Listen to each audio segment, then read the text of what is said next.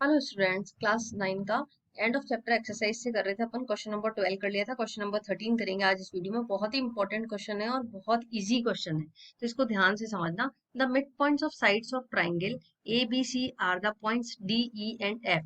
देखो, एक ट्राइंगल दे रखा है ए बी सी, उसके बताया कि मिड पॉइंट्स हैं डी है, ई है और एफ है। Given that the coordinates of D E and F R, इनके कोऑर्डिनेट्स दे रखे हैं।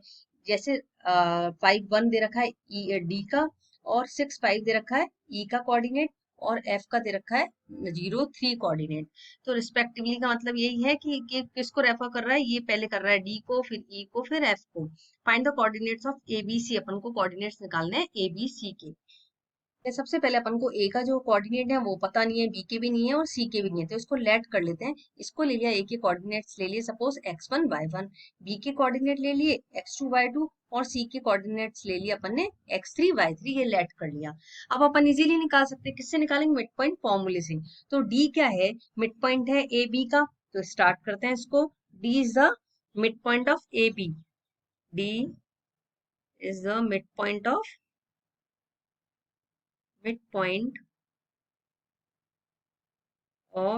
ए बी। ठीक है, ये इसका मिड पॉइंट है ए बी का। अब इसको निकालने के लिए अपन क्या करेंगे? x1 प्लस x2 डिवाइड में 2 कर दो। अब एक चीज देखना कि ये जो है x1 वो किसके इक्वल है? x1 plus x2 divide upon में 2 इक्वल है ये इस वाले इसके डी वाले मिड पॉइंट है उसके इक्वल है। तो वो डी वाला पॉइंट क्या दे रखा है? x1 कितना है? 5 है, तो 5 नीचे कुछ भी नहीं है तो अपॉन में 1 कर देंगे। तो इस तरह से इसको क्रॉस मल्टीप्लाई कर देंगे और इक्वेशन सॉल्व कर लेंगे। 1 से मल्टीप्लाई करा तो x1 प्लस x2 आ गया, और इक्वल्स टू अपना 5 2 जा 10, ये बन गई अपनी इक्वेशन 1।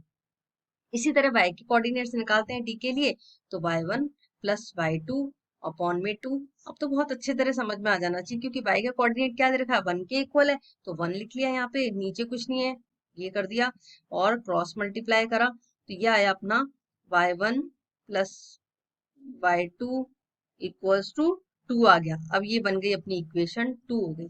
ठीक है, क्या निकालेंगे? ई वाले से निकाल रहे हैं, तो ई क्या है? मिड पॉइंट है बी सी का, बी और सी का निकाल रहे हैं कोऑर्डिनेट। तो ये क्या हो गया? x2 हो गया, ये वाला पॉइंट हो गया x2, है ना, और ये x3 सी का, बी का हो गया x2 और x3 बी का हो गया, सी का हो गया अपॉन में 2। और ये किसके इक्वल है? इसके ई के जो मिड पॉइंट है इसके कोऑर्डिनेट के, वो जो x की जगह क्या दे रखा है? यहाँ 6 दे रखा है, इसके इक्वल है। ये अपॉन में 1 कुछ भी नहीं है। तो अब अपन ने क्या करा? इसको मल्टीप्लाई करा। मल्टीप्लाई करने पे क्या आएगा? x2 plus x3 equals to 6 2 जा 12। ये अपनी बन गई अपनी थर्ड इक्वेशन। ओके, इसी तरह से आगे निकालेंगे। ये इसके लिए y1 और y2 के लिए कोऑर्डिनेट के लिए क्या लेंगे? y2 प्लस y3 डिवाइड में 2 अपॉन में, ये किसके इक्वल दे रखा है? ये वाला 5 के इक्वल है, तो 5 अपॉन 1 कर दो। अब क्रॉस मल्टीप्लाई करा तो क्या आया? y2 plus y3 equals to 5 2 जा 10, ये बन गई अपनी इक्वेशन 4। एफ का पॉइंट निकालना है, E is the mid point. अब एफ क्या है? F is the mid point, अपन ने देख ही लिया था डायग्राम में। F is mid point of, किसका है मिड पॉइंट ऑफ? यहाँ था अपना ए, ये बी और ये सी, तो सी और ए का मिड पॉइंट है, तो ए सी मिड पॉइंट है ए सी का। तो अपन निकालेंगे इसके लिए x3 प्लस x1। क्यों? क्योंकि यहाँ पे देखो, ये a था, इसको अपन ने क्या लिया था? x1 लिया था और y1 लिया था, और c था, उसको x3 लिया था, लेट करा था, तो इसलिए अपॉन में 2। और उसकी वैल्यू किसके इक्वल है? इसमें देखो, इसका मिड पॉइंट किसका है? ये f का है, तो f में इसकी वैल्यू है x1 है, ये सॉरी, ये x है और ये y है, तो x है 0, तो ये 0 के इक्वल हो गई। इसको 1 कर दो, मल्टीप्लाई करो, तो ये क्या आ गया? 2 को किसी भी नंबर से 0 से मल्टीप्लाई करेंगे तो 0 ही आएगा। x3 plus x1 equals to 0, ये बन गई अपनी इक्वेशन 5। इसी तरह अपन निकालेंगे y के लिए, तो y के लिए क्या था? y3 प्लस y1 अपॉन में 2, और वो किसके इक्वल है? y की वैल्यू देखो 3 के इक्वल है। अब अपॉन में 1, इसको मल्टीप्लाई करो, क्रॉस मल्टीप्लाई, तो y3 plus y1 equals to 6 आ गया। तो ये इक्वेशन हो गई अपनी सिक्स्थ इक्वेशन।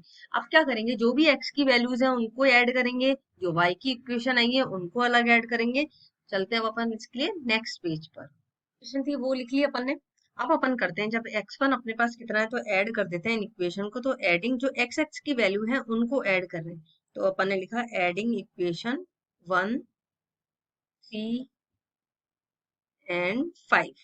1, 3 एंड 5 को ऐड करा, तो ये देखो लेफ्ट हैंड साइड को लेफ्ट हैंड साइड ऐड करेंगे और राइट हैंड साइड को राइट हैंड साइड ऐड करेंगे, ये ध्यान रखना। तो x1 plus x2, left hand side वाली वैल्यू लिख लो, plus x2 plus x3 plus x3 plus x1 equals to किसके है, 10 के इक्वल है, ये है 10, फिर है ये 12, तो ये लिखा 12 राइट हैंड साइड, फिर लिखा 0। क्लियर। अब अपन करेंगे x1 कितने हैं, 2 है, तो 2x1 हो गया। y2 भी, x2 भी कितने हैं, 2 है, तो 2x2 हो गया। और 2 ही x3 है, ये भी, ये 2 हैं, तो अपन ने लिख लिया 2x3। अब इधर इनको ऐड करा, ये आ गया 22।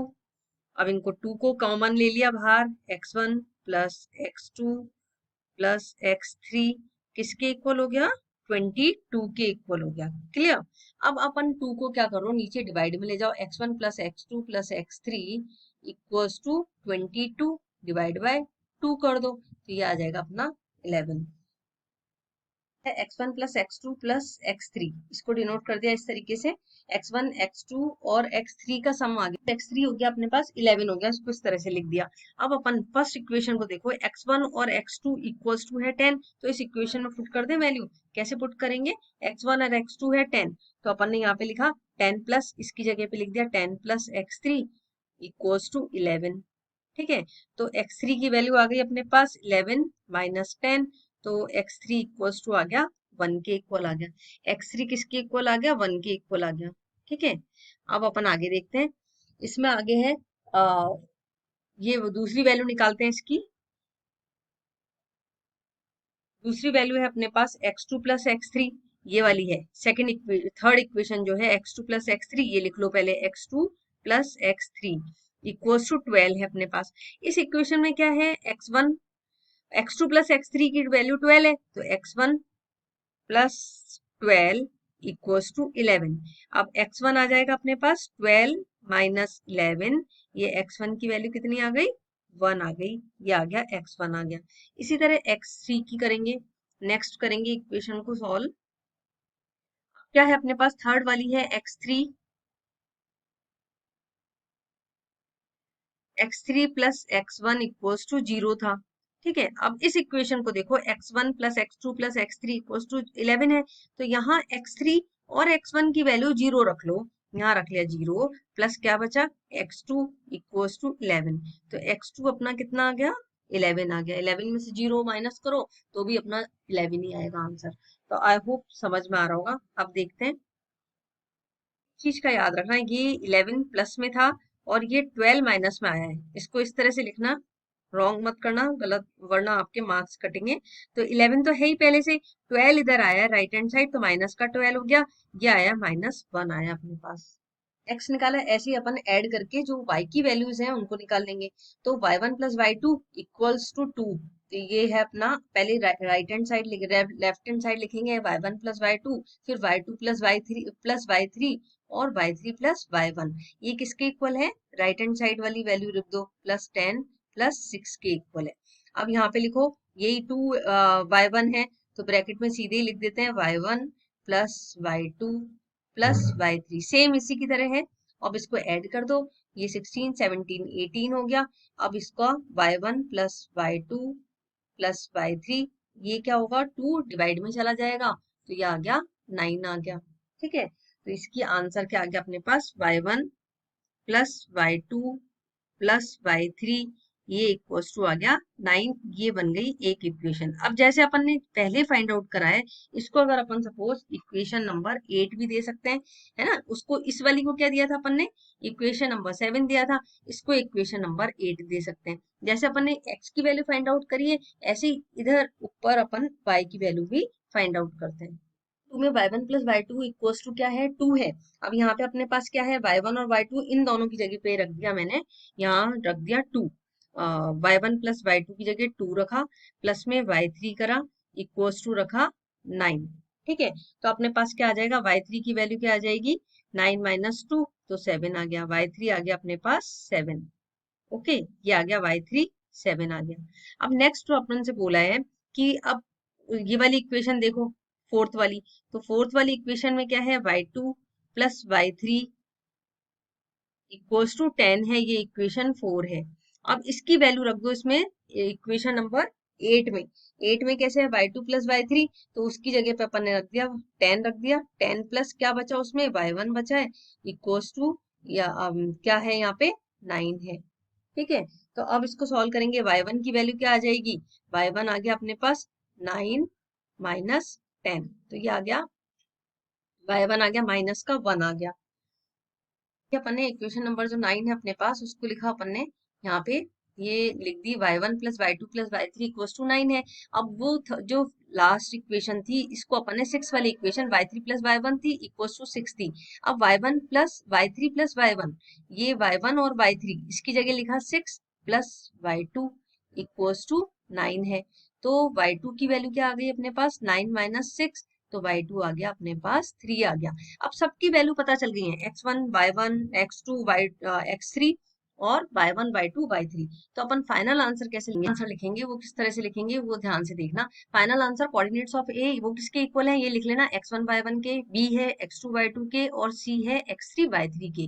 तो x1 जो अपना आया है वो कितना आया है, माइनस का 1। ये देखो x1 यहाँ था अपने पास, वो माइनस का 1 था, ये रहा -1, तो ये लिखा -1। और y1 कितना आया है, ये ऊपर देखो y1 है -1, तो ये हो गया -1, इसके कोऑर्डिनेट हो गए। इसी तरह b के x2 y2, तो x2 अपना कितना आया था उसमें, ये देखो ये आया था अपना 11 आया था, x2 आया था 11।